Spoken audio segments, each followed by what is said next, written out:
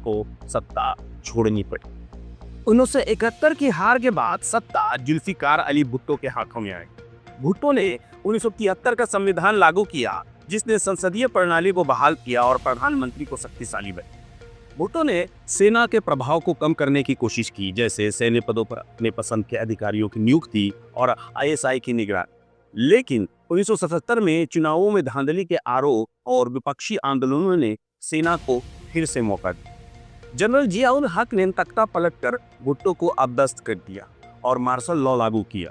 1979 में भुट्टो को फांसी दे दी गई, जो पाकिस्तान की सियासत में एक काला अध्याय बना। जियाउल हक का शासन 1977 से 88 तक चला, जिसमें सेना न केवल राजनीति बल्कि समाज और अर्थव्यवस्था पर भी अपनी पकड़ मजबूत की। जिया ने इस्लामीकरण की नीति अपनाई और संविधान में संशोधन कर राष्ट्रपति को सर्वोच्च शक्ति। 1985 में गैर दलीय चुनाव कराए गए और मोहम्मद खान जुनेजो प्रधानमंत्री बने, लेकिन उनकी शक्तियां नाम मात्र थी। जिया ने अफगान युद्ध में सेना को केंद्रीय भूमिका दी, जिससे उसकी ताकत और बढ़ी, लेकिन 1988 में जिया की एक विमान दुर्घटना में मृत्यु ने इस शैली शासन का अंत किया।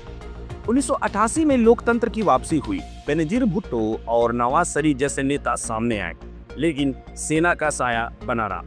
बेनजीर भुट्टो 1988 से 1990 और फिर 1993 से 1996 तक प्रधानमंत्री रहे। उन्होंने सेना के साथ समझौता कर सत्ता हासिल की, लेकिन भ्रष्टाचार के आरोप और सैन्य दबाव ने उनकी सरकारों को अस्थिर किया। 1990 में राष्ट्रपति गुलाम इसाक खान ने सेना की सहमति से उनकी सरकार बर्खास्त कर दी। वहीं नवाज शरीफ 1990 से 93 और 1997 से 99 तक सत्ता में रहे। शुरू में सेना के समर्थन से सत्ता हासिल करने वाले नवाज बाद में सैन्य प्रमुखों से टकराव में आ गए।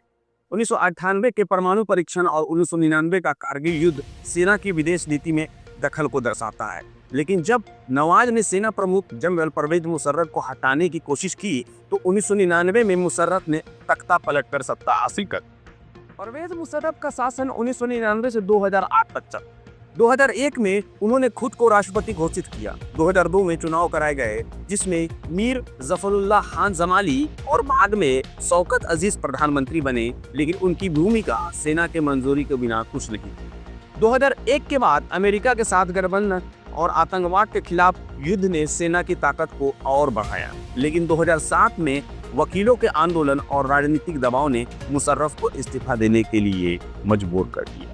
पाकिस्तान में 2008 में लोकतंत्र की दूसरी बार वापसी हुई। यूसुफ रजा गिलानी 2008 से 12 तक प्रधानमंत्री रहे, जो सबसे लंबे समय तक इस पद पर रहे।